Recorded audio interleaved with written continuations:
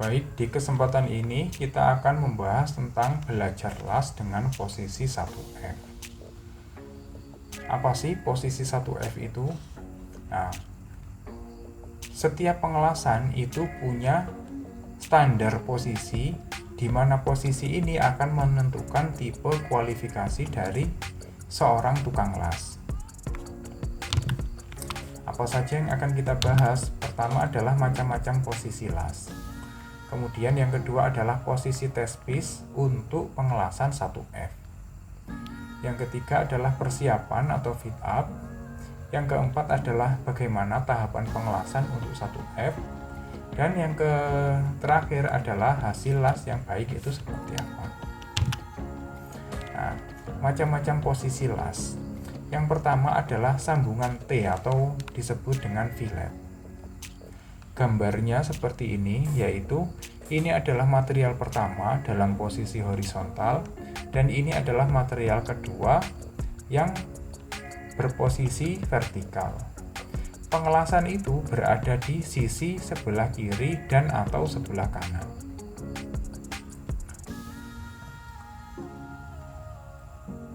Fillet sendiri ada bermacam-macam dan ditandai dengan huruf F.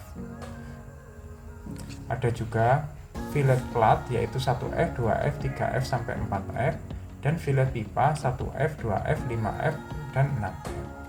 Kemudian selain sambungan T atau sambungan fillet, ada juga sambungan groove atau butt joint. Nah, bentuknya seperti ini.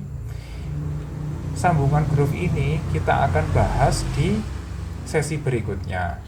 Sekarang kita akan fokus pada pengelasan tipe F, yakni 1F.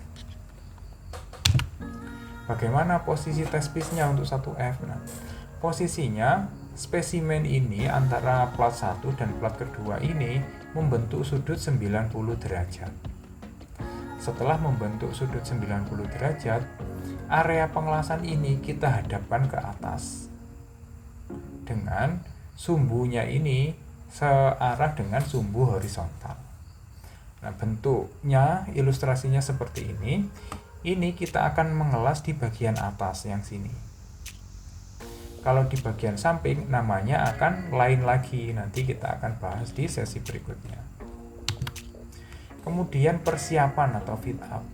Pertama adalah material yang pertama atau material 1, yaitu material yang segaris dengan bidang horizontal. Kemudian material 2, yakni material yang segaris dengan bidang vertikal. Kemudian setting angle, yakni sudut antara material pertama dan juga material kedua ini harus membentuk sudut 90 derajat. Kalau sudut ini sudah 90 derajat, maka sudut yang ada di lawannya sini juga pasti 90 derajat. Kemudian melakukan tack weld. Tack weld disebut juga las titik atau las cantum, yakni untuk mengunci, biasanya dilakukan di ujung sini. Gunanya tack weld ini supaya barang ini tidak berubah, tidak bergerak posisinya, dan juga tidak berubah dimensi dari sudutnya. Nah, ini adalah gambar tekniknya, ini gambar ilustrasinya. Dari material 1 di bidang horizontal dan material 2 di bidang vertikal akan dilakukan pengelasan. Simbolnya seperti ini, pengelasan fillet. Yang di bawah ini adalah fillet di arrow side, sedangkan yang di atas ini adalah gambar pengelasan fillet di other side atau bagian sebelah sini.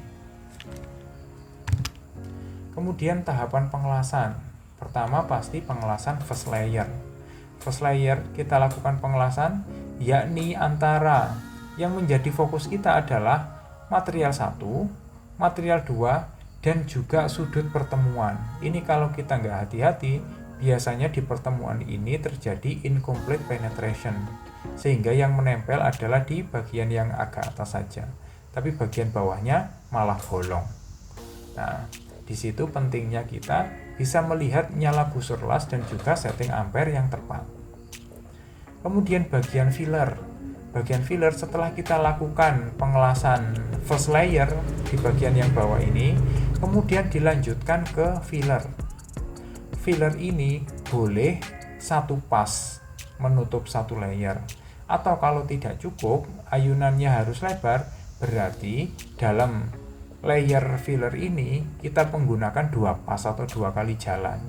Ini pengelasan yang pas yang pertama dilanjutkan dengan pas yang kedua. Kemudian diakhiri dengan capping atau topi las atau bagian pengelasan yang terakhir. Dari root kemudian ke filler 1, filler 2, dan capping 1, capping 2, capping 3. Jadi begitulah kira-kira tahap pengelasannya. Kemudian hasil las yang baik yang seperti apa? Nah, ini ada ketentuan leg length atau welt size. Welt size ini adalah jarak dari material pertama hingga ujung area pengelasan dari material yang kedua. Begitu juga sebaliknya. Kalau ini antara material satu dengan material yang vertikal, kalau yang ini antara material kedua dengan material yang horizontal. Nah, ini ada ketentuan filletnya. Panjangnya berapa? Panjangnya nanti bisa kita lihat di tabel ini. Nah, apa itu through?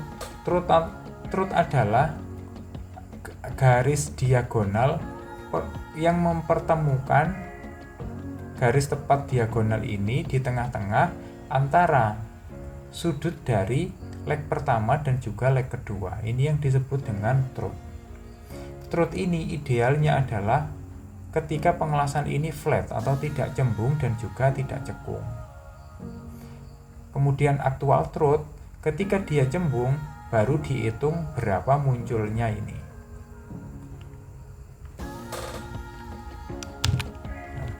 Demikian pembahasan kita tentang pengelasan 1M.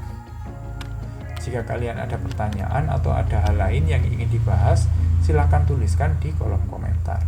Terima kasih.